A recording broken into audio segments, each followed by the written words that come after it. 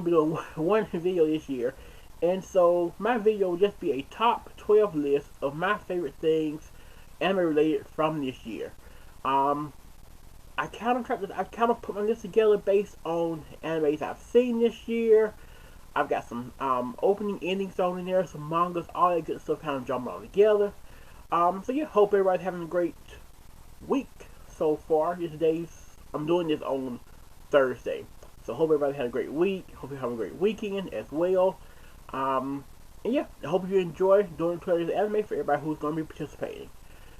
First, I'll start off with a honorable mention because it's one that I forgot to add in, and that is just some of my favorite and least favorite anime related video games for this year. I've played quite a few this year. I bought Jump Force.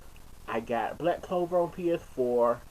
I just got My Hero Academia a few days ago. I have Attack on Titan Tactics on mobile. And what else did I get? There feels like there's one more that I'm missing out on, but I'm not sure what. But out of those few that I've played, Jump Force, Jump Force is not great. It's on my worst list. Jump Force was okay. I haven't dove in much back into it. It's just the character wise, it's great. Character wise, is amazing, but it's just an okay game. Black Clover on PS4 also, eh, eh. That's all I can say is eh. I was expecting a lot more. It just doesn't. The game plays too simple, I guess. And that's not a bad thing, but it's just I was going through the first couple of missions. It was just like over. I don't know. It just didn't flow very well. But Attack on Titan Tactics on mobile is actually a really good tower defense game. It's a little hard. If you play Attack on Titan on Xbox or PS4, then you know that those games can be a bit stressful. I have Attack on Titan 2 on Xbox, and my goodness, a couple times I found myself just stressing out. It was like I killed 5 Titans already. Where's the 6 and 7 one coming from? I found myself stressing out over killing these Titans, and Tactics sort of has that same strategy to it, but it's tower defense, so you have to kind of rapidly go in and out, in and out, in and out. But I like it. And I have My Hero Academia on Xbox. It's also a pretty good game. I actually like it also. It's pretty fun, and I've enjoyed it so far. I've only played into the first bit of the story, but I like it. So those were the games I've played this year, in and out, and so if you played those games, let me know what you think about them. Do you like them? Do you not like them? And I play my mobile games on a GPD Plus, which is essentially like a handheld PC, essentially, or like a handheld. It's like a handheld Android phone. It's made like a DS, but it's basically a phone. It runs off Android basically, but it's gonna play our mobile games on now, and it's great for that. And so I'm able to play Attack on Titans on the go, basically. I love it.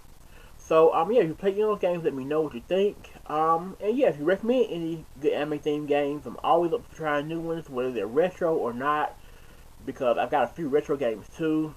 Last year I picked up Cardcaptor Sakura on the Wonder Swan, which I really enjoy. But yeah, enough of that rambling. Let's get on to the anime list. My list for this year is, I don't have it. It's my phone, so I'll be glancing down every now and then. Is a little bit everywhere.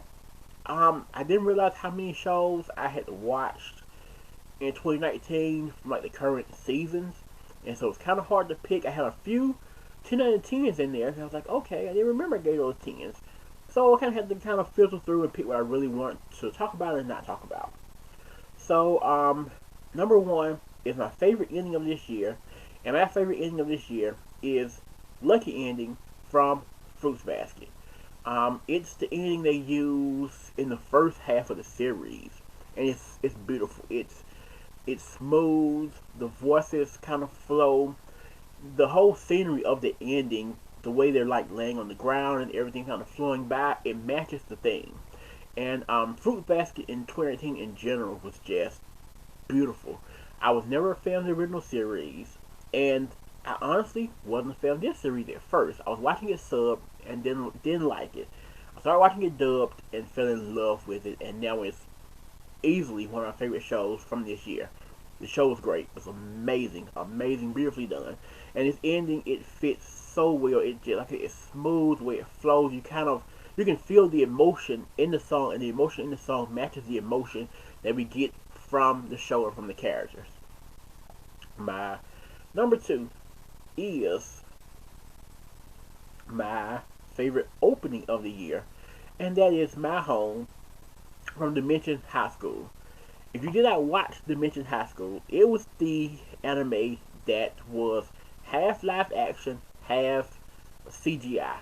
And while it was a very, very quirky like combination, it works out so well. It's such a great anime. It's funny, it's offbeat, it's quirky, all that kind of stuff. You like puzzles, those are there. The CGI is terrible. The CGI is terrible, but that's part of what makes it great. And My Home, the song itself just kind of embraces what the show is, which is about these four friends who, which is about these friends in high school that become sucked into this portal by this talking rock that tells them that it's their job to kind of save humanity and save their earth. And so they get sucked in by this rock. He takes them to this other realm where they meet these sphinx, and they have to solve these riddles. It's the weirdest show. It's the weirdest show, but it's so good. And My Home, the opening song, just embodies all of that. It's such a fun. It's upbeat. It's amazing. And I found the song after the show, which is by a group called, I believe it's Samurai Tunes, and they're like an idol type group. And I mean, it's just brilliant. I have the song now on my phone. I love it that much. It's brilliant. It's so much fun. It embodies that kind of like idleness that you get from songs, but it also it it's upbeat and it's uplifting. I just really really enjoy it. I didn't do a great job of describing that, but just look the song up. It's called My Home.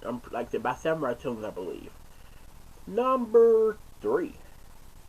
Number three is my favorite manga this year, and that is Total Eclipse of the Eternal Heart. I found this manga.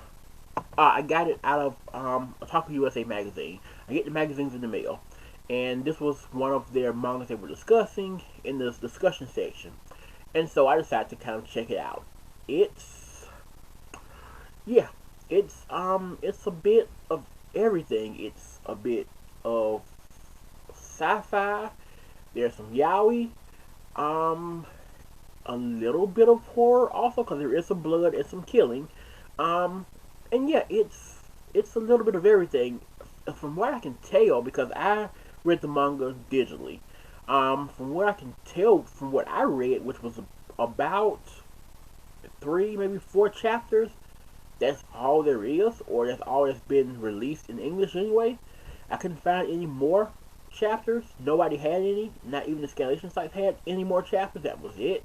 So it's a pretty short manga, but it's good. It's dark. Um, there are a few scenes in the manga that you need to be prepared for because like there's I want to say two murders, and then if you're not into yaoi, there is a yaoi scene that that will catch you off guard. It definitely caught me off guard. But overall, the manga's very good. I think it's short. It's about four chapters. The story can be a little hard to follow because it does involve a little bit of like time traveling because some people are older than they seem to be. So it involves some of that. It encompasses a little bit of everything. Um, so yeah, while it's not like a super great manga, I thoroughly enjoyed it, and I recommend it. It's Eternal Heart. What is it? Total Eclipse of the Eternal Heart is what it's called. So I definitely recommend checking it out. Number four, my favorite OVA for this year is Ion-chan High Kick.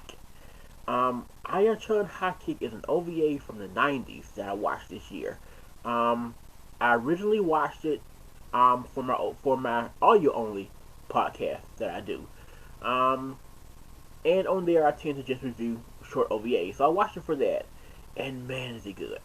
First of all, I'm a big pro wrestling fan. I watch a little bit of everything: Mexican wrestling, Japanese wrestling, and of course wrestling here in the States. So I'm a huge pro wrestling fan. So when I started watching this, and you realize that Ion-chan wants to be a pro wrestler. Her goal is to wrestle for All Japan Pro Wrestling's women's division. For those of you who don't know, All Japan Pro Wrestling is a big pro wrestling promotion in Japan. They're probably the second biggest. Maybe not so much now, but in the past they were huge. They were up there with, you can compare it to what WWE is here in the States. They were that. And so she wants to wrestle for the women's division. And so she goes to wrestling school and she trains and she has like practice matches, and I'm just like loving it. And then she transitions into being a kickboxer because her man, this guy, comes and tells her that, come wrestle with me, not knowing that he's just fooling her and she's actually going to be kickboxing. But anyway, goes through the whole process, and the show is just fun. It's the best way to describe it is if you take Megalobox and make it a little more comedy, because like the seriousness of it is there as far as the fighting and her wanting to be a pro wrestler. All that's there, but it's silly. The manager's silly. Some of the fights are silly. She's a comedic character. All that's there, but it's so much fun. And from what I read, it was a pilot to potentially get a longer series going, and they never did. They only did one episode, and I hate that because I loved it so much, and I was trying to find more, and there was no more. So yeah, if you like pro wrestling, like kickboxing, if you like sports animes in general, I highly recommend Aya-chan High Kick. I want to say it's 30 minutes and maybe a little longer than that, but it's worth the watch, and it's dubbed. So you can watch it, you can turn it on, and just kind of do whatever you want to do while you watch it. But I highly recommend it. Ion-chan High Kick. Next up is number 5. Number 5 is my worst OVA of the year, and that is Dramatical Murder Data XX Transitory. What can I say about this OVA? It's number 5, and it's my worst one for the year for a few reasons. One, I did enjoy the Dramatical Murder anime a few years ago. I enjoyed it. It wasn't my favorite, but I did enjoy it. I know this based off of yaoi and a visual novel. I knew that going into it, so that wasn't the issue. My issue with the OVA was, from what I read, they used all the bad endings from the visual novel, and it's clear. It's very clear. The anime itself, cut out a lot of the yaoi stuff. A lot of it. Because when you Google Dramatical Murder, you pull up a lot of things that you definitely didn't see in the anime. But those things that you put when you Google it, those are in the OVA. And they can be hard to watch. There was some blood, and there was some biting, and there's a lot of stuff. There's a lot of stuff that that if you didn't play the game, it doesn't really click, because it's completely opposite of what the anime was. So if you didn't follow the game, or it just made no sense.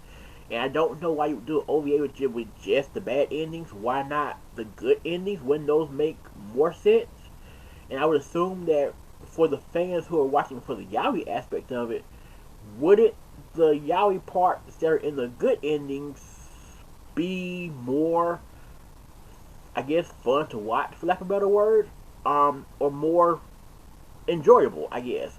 Because the bad endings, nobody wants the bad endings. That's the whole point of them being bad endings. So the OVA just did not flow very well. It caught everybody off guard, especially me. And I just didn't enjoy it at all. pretty disappointed, to be completely honest. I watched this probably a month ago now, and I just wasn't into it at all. It did nothing for me.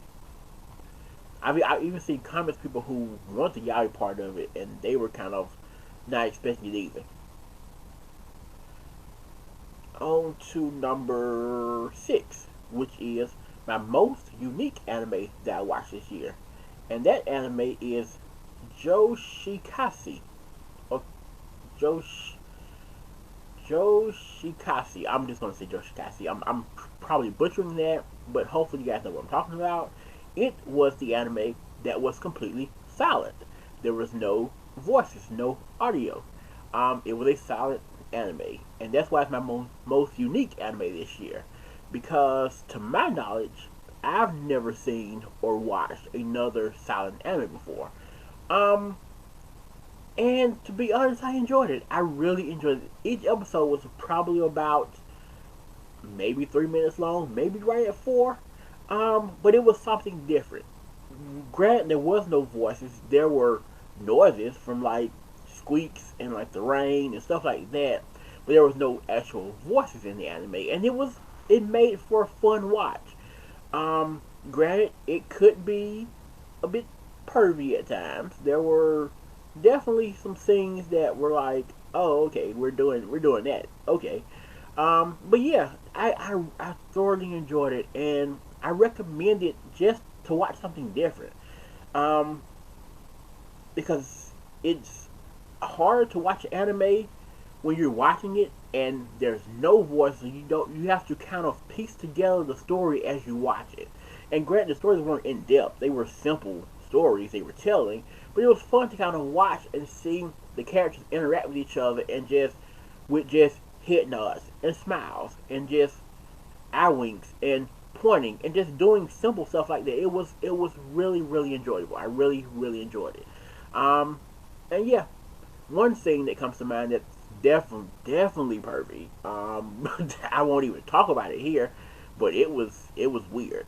But yeah, I highly recommend Joshikasi, which is a silent anime. Recommend it to anyone who just likes something different. Um, Next up is okay. My number 7 on my list is my weirdest anime that I watched this year, and that is an anime called Gyo, Gyo. Um, while I was adding to my list, I was under the impression it was a movie, but it's actually listed as an OVA. Um, and it's called Gyo. Gyo is about um, Tokyo coming under attack from these fish out of the sea. And these fish are mechanical. They're like half fish, half metal. And they put off these fumes that are like gigantic stink bombs. And they eat people. Um, and it's the weirdest thing I've ever seen. It's disgusting. It's weird. It's hard to watch at times. There are certain scenes in this OVA that when you watch it, if you have a weak stomach, you won't make it. There's a ton of that. Oh, excuse me. I'm trying to figure out how to even talk about this anime. There's a group of friends. There's this girl and her friends, her two friends. And they're the typical kind of like not mean girls, but one of them is one girl's sorry about her rain. One girl's a little bit more overweight than the other two. One's a typical, preppy rich girl who kind of just wants to kind of party and hang out with boys. And the other one, she's wanting to get married.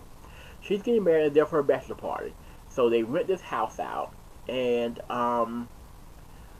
the friend who wants to just hang out with boys and party, she kind of does her own thing. There's scenes of her doing acts. So she's just sort of doing that. Her and the guys are just doing what they do. Um, the overweight friend, she feels kind of out of place. She feels like they're kind of picking on her in a sense. And the other friend, she's just there to get married. That's just what she's there for. Meet her fiance and to get married. Um, In the meantime, he's there to come meet them. He doesn't make it. He gets taken out in one of the most brutal things I've ever seen. By the time he gets to where they are, traffic's already backed up. There's gigantic fish everywhere, just flowing through the streets like just water, just like revels and revels and revels of fish. During this process, he gets out of his truck to see what's going on. He's on the phone with her. He steps out of the truck to see what's going on. When he steps here, a gigantic fish just and just takes him out. It's in like a span of like 2 seconds, and he's gone. And it's like, okay, this really happened. And then we just kind of go from there. One of her friends gets infected, and my goodness, it's this anime. It's on my list for a reason. I thoroughly enjoyed it, but I was totally disgusted by it at the same time. Is it great? No, but is it a very fun watch? It is, because it's way out there, like way across the water out there.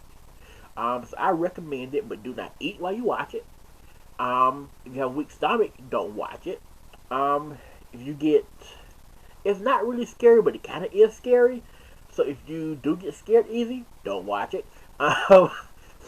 And this video's running 21 minutes long already. Sorry about that. But yeah, so I recommend Gyo, Gyo. Yeah, didn't know I was running that long. Sorry about that.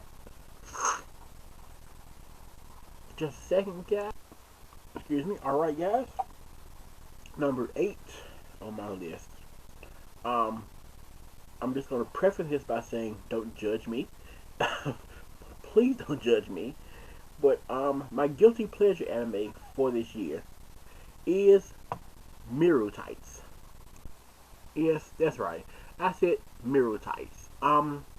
Miru Tights is the anime that is literally about girls wearing tights. I watched it.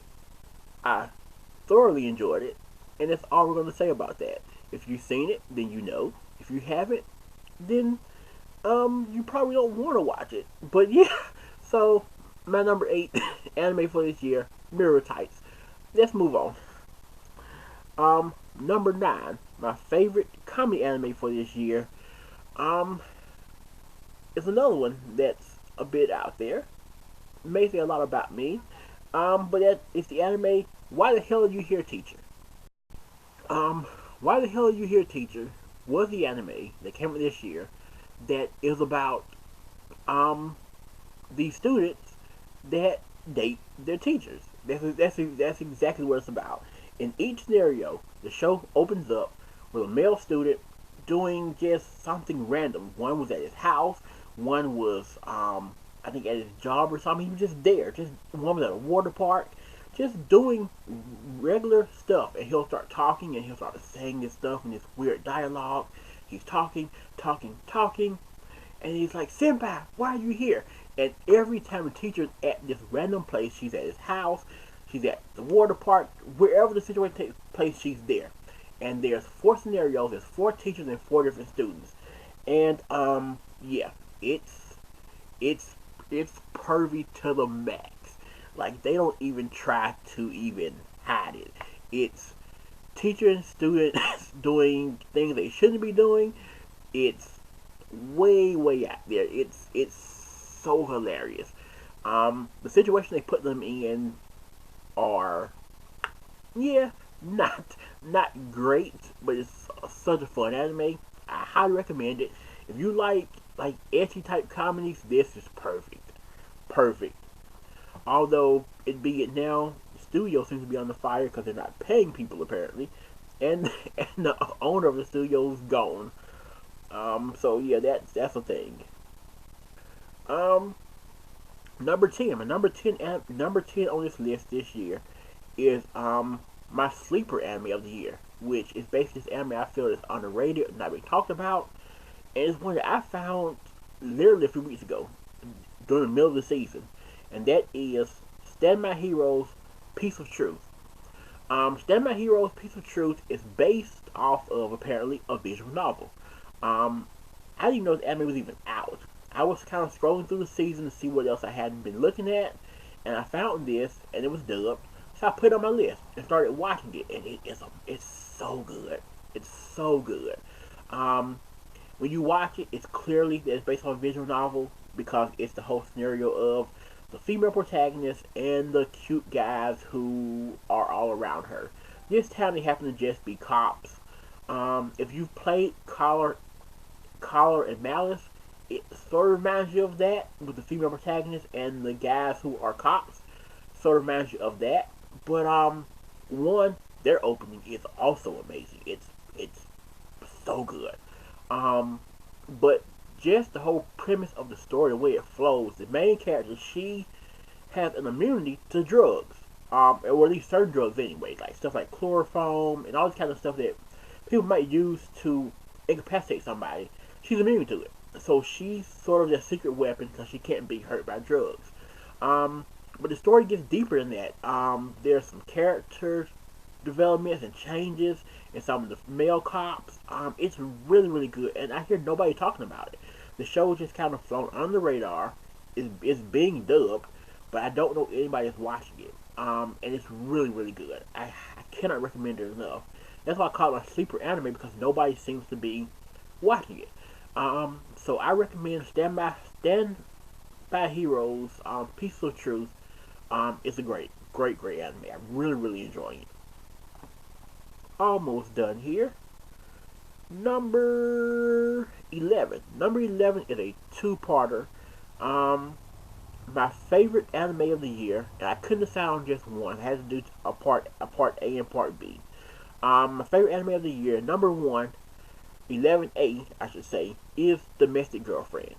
Domestic Girlfriend is Domestic Girlfriend. Where to start with Domestic Girlfriend? It's the show about the guy who goes out with a friend to meet some girls, ends up sleeping with one of the girls, finds out said girl is now about to be his stepsister, and his teacher is also her sister, so in turn his stepsister, and he's in love with the teacher, and enters this spiral of like romance and pain and drama and just everything, and I loved every moment of it. Domestic Girlfriend was brilliant. Some people probably will disagree. I thought it was absolutely brilliant, well done. From the writing to the characters to the emotions that they show, I absolutely loved it. I thought the relationship between him and the teacher, the way they did it, between them kind of getting together and then not getting together, and the sister who was in turn emotionless for the most part. She was just kind of going through the motions of she slept with him because she wanted to know what it felt like. She didn't really want a boyfriend. Excuse me.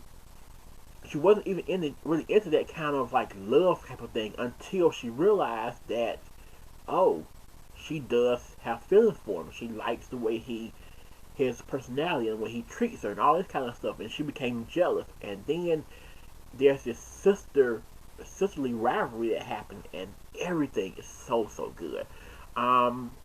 There are definitely some scenes in Domestic Girlfriend that push the boundaries a lot, but it's so well done, and I cannot recommend it enough. If you did not watch Domestic Girlfriend, shame on you, because it is great. I recommend Domestic Girlfriend. And last but not least, my number 12 on my list is my worst. Oh, I forgot. Backtrack. Rewind.